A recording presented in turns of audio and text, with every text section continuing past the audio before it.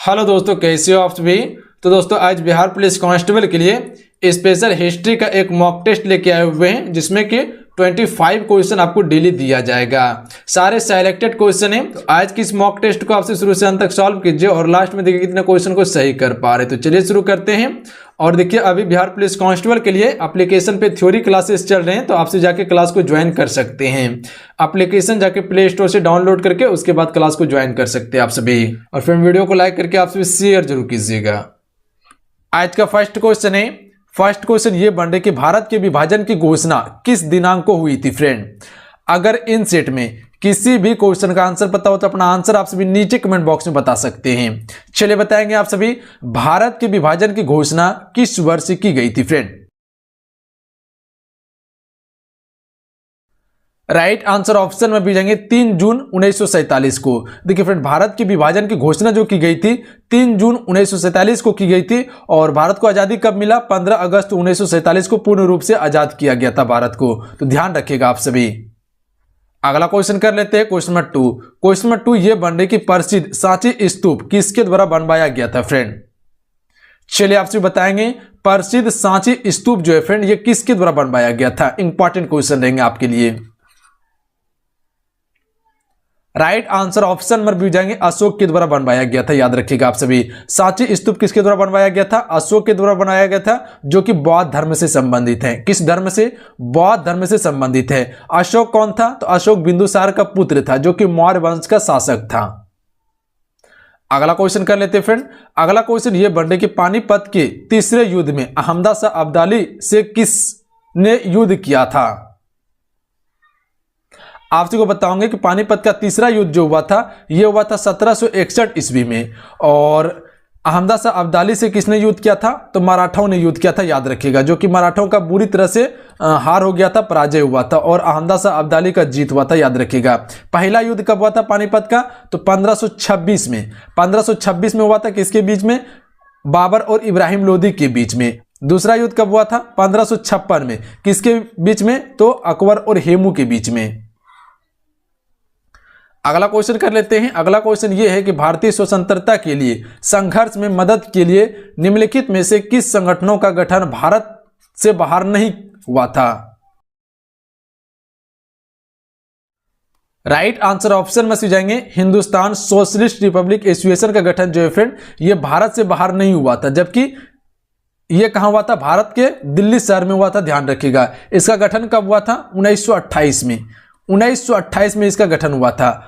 गदर party का गठन कब हुआ था? 1913 में। किसके द्वारा किया गया था? तो लाला हरदयाल के द्वारा किया गया था। 1913 कर लीजिएगा आप सभी इसे। अगला क्वेश्चन कर लेते हैं। अगला क्वेश्चन यह बन रहा है कि गुप्त काल के दौरान भारत आने वाले चीनी तीर्थयात्री कौन थे फ्रेंड। तो राइट आंसर ऑप्शन में भी जाएंगे फाहियान आया हुआ था। फाहियान कर लीजिएगा आप सभी। फाहियान जो है कि यह गुप्त शासन के दौरान में आया हुआ था, जो कि चीनी यात्री था, बौद्ध भिक्षु था। और यह किसके शासनकाल में आया था? तो चंद्रगुप्त विक्रमादित्य के शासनकाल में आया था। ध्यान रखिएगा आप सभी। फाहियान कर लीजिएगा आप सभी। अगला क्वेश्चन कर लेते हैं। गुलाम वंश किसके द्वारा स्थापित किया गया था। राइट आंसर ऑप्शन में हो जाएंगे कुतुबुद्दीन ऐबक के द्वारा। फ्रेंड कुतुबुद्दीन ऐबक के द्वारा गुलाम वंश की स्थापना की गई थी 1206 ईस्वी में। ध्यान रखिएगा आप सभी। कुतुबुद्दीन ऐबक कौन थे? तो गौरी के गुलाम थे, जो कि इसे भारत में छोड़ के गया था। तो इसने क्या किया? गुलाम वंश की स्थापना की थी 1206 में और यहीं से दिल्ली सल्तनत की शुरुआत होती है। अगला क्वेश्चन कर लेते हैं। सिंधु घाटी सभ्यता की सबसे महत्वपूर्ण विशेषता थी।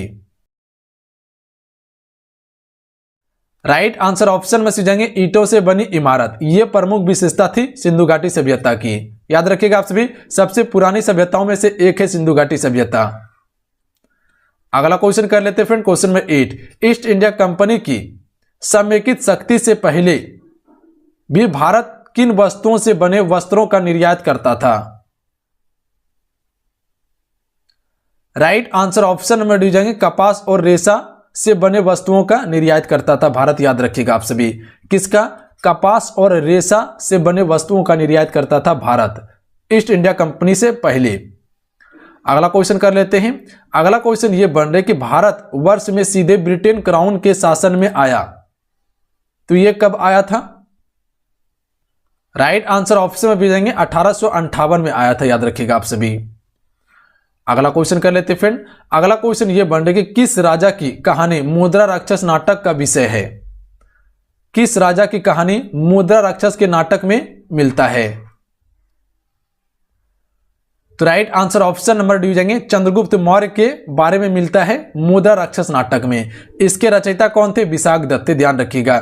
इसके पुस्तक में जो नाटक में जो है चंद्रगुप्त मौर्य के शासन के बारे में विस्तृत किया गया है। अगला क्वेश्चन कर लेते हैं। अगला क्वेश्चन ये बन रहा है कि अहमदानगर की किस रानी ने सम्राट अकबर का विरोध किया था? राइट आंसर ऑप्शन में सी जाएंगे चांद बीबी ने। फिर चांद बीबी ने ये जो है कि अहमदानगर की रानी थी जिसने अकबर का विरोध किया था। अगला क्वेश्चन कर लेते फ्रेंड। अगला क्वेश्चन ये बन रहा है कि स्वतंत्रता से पहली भारतीय जूट मिल की स्थापना कहां हुई थी? चलिए बताएंगे, पहली भारतीय जूट मिल की स्थापना कहां हुई थी? तो ये हुई थी बंगाल में, याद रखिएगा आप सभी। कहां पे हुई थी? बंगाल में हुई थी, ध्यान रखिएगा आप सभी। क्वेश्चन क्लियर है, हर क्वेश्चन को क्लियर करते चलिएगा आप सभी।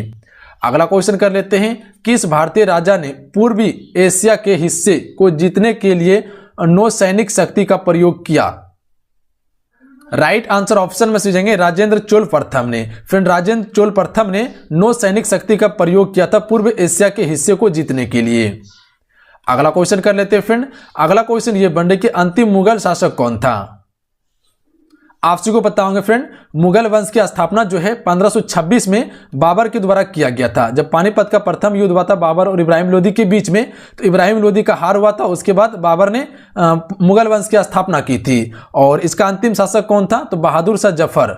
बहादुर शाह द्वितीय भी इसे कहा जाता है, जो कि 1857 की क्रांति में लड़ाई करते हुए मारा गया था। और इसकी समाधि स्थल कहाँ था? रंगून म्यांमार में, जो कि अंग्रेजों ने इसे बंदी बनाकर लेके गया था। अगला क्वेश्चन कर लेते हैं। अगला क्वेश्चन यह बन रहा है कि 1947 में किसने पहला केंद्रीय बजट प्रस्तुत किया था? राइट आंसर ऑप्शन में सीखेंगे आर.के. शंमुखम सट्टी ने किया था, ध्यान रखिएगा, सट्टी कर लीजिएगा इस जगह। अगला क्वेश्चन कर लेते हैं फ्रेंड। अगला क्वेश्चन यह बन रहा है कि किस मुगल सम्राट ने फतेहपुर सीकरी को अपनी राजधानी के रूप में स्थापित किया? अगला क्वेश्चन है अंग्रेजों से लड़ते हुए रानी लक्ष्मीबाई की मृत्यु कहां हुई थी? आप सभी को बताओगे 1857 की पहली स्वतंत्रता संग्राम जो हुआ था, इस समय जो है कि युद्ध करते हुए रानी लक्ष्मीबाई की मृत्यु कहां हुई थी? ग्वालियर में, याद रखिएगा आप सभी। कहां पे हुआ था? ग्वालियर में, जो कि मध्य प्रदेश में पड़ते हैं। अगला क्वेश्चन कर लेते हैं फ्रेंड। अगला क्वेश्चन ये बन रहा है कि त्रिरत्न की अवधारणा किससे संबंधित थी? राइट आंसर ऑप्शन में भी जाएंगे बी और सी, यानी जैन धर्म से और बौद्ध धर्म से संबंधित त्रिरत्न अवधारणा, याद रखिएगा आप सभी। अगला क्वेश्चन कर लेते हैं फ्रेंड। अगला क्वेश्चन ये बन रहा है कि मुगल शासन की स्थापना किसने की थी? जैसे कि फ्रेंड आप सबको बताएं कि मुगल वंश की स्थापना जो है 1526 ईस्वी में बाबर के द्वारा किया गया था। तो यानी option number A right answer हो जाएंगे। बाबर का पुत्र कौन था? हुमायूं था। हुमायूं का पुत्र कौन था? तो ये अकबर था। और अकबर का पुत्र जहांगीर। जहांगीर का पुत्र कौन था? शाहजहां। शाहजहां का पुत्र कौन था? औरंगजेब, जो कि क्रूर शासक था। अगला क्वेश्चन कर लेते हैं। 1907 में इंडियन इंडिपेंडेंस लीग की स्थापना कहां हुआ? तो फ्रेंड राइट आंसर ऑप्शन में सी जाएंगे कैलिफोर्निया में इसकी स्थापना की गई थी, ध्यान रखिएगा आप सभी। अगला प्रश्न कर लेते फ्रेंड।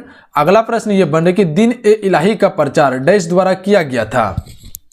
आप सभी को बताऊंगे दिन ए इलाही धर्म की शुरुआत जो की थी ये अकबर के द्वारा किया गया था, क्योंकि मुगल वंश का अच्छा शासक माना जाता है और काफी धर्म पे इसने विस्तृत चर्चा भी किया था और काफी मंदिर भी बनवाया था हिंदुओं के लिए।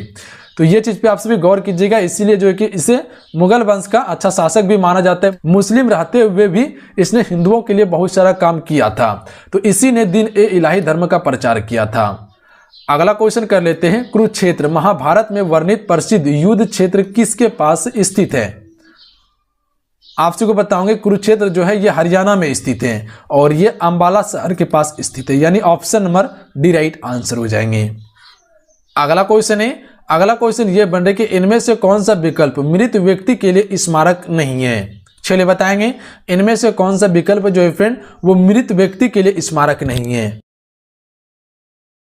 तो राइट आंसर ऑप्शन में से हो जाएंगे चार मीनार। फ्रेंड, चार मीनार जो है ये हैदराबाद में स्थित है और ये कोई भी मृत व्यक्ति के लिए स्मारक नहीं है, इसमें किसी को दफनाया नहीं गया है। जबकि जितने भी ऑप्शन है ये सभी में सभी को दफनाया गया है और ये सभी मृत स्मारक हैं, किसी न किसी को इसमें दफनाया गया है। अगला क्वेश्चन कर लेते हैं, निम्न में से किस वर्ष के भारत पाक युद्ध के बाद ताशकंद समझौता हुआ था? फ्रेंड,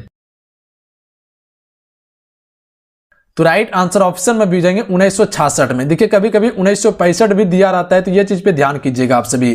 कभी कभी 1965 भी दिया रहता है, कभी 66 भी दिया रहता है। 10 जनवरी 1966 को हुआ था ताशकंद समझौता। अगला क्वेश्चन कर लेते हैं और आज का ये लास्ट सवाल है, कोणार्क मंदिर का निर्माण किसने किया? आप सबको बताऊंगा कोणार्क मंदिर जो है ये उड़ीसा राज्य में है, जो कि सूर्य देवता को समर्पित है और इसका निर्माण जो किया गया था फ्रेंड ये नरसिंह देव प्रथम के द्वारा किया गया था, यानी ऑप्शन में बी राइट आंसर हो जाएंगे। तो चलिए आज कितना ही, आज की इस क्लास में हम सभी हिस्ट्री का 25 मोस्ट इंपॉर्टेंट क्वेश्चन कवर किए। आज के ये क्लास कैसा लगा आप सभी को नीचे कमेंट बॉक्स में जरूर बताइएगा। अगर आज की ये क्लास अच्छा लगा, हेल्पफुल लगा तो क्लास को लाइक कीजिएगा और अपने दोस्तों में जरूर शेयर कीजिएगा।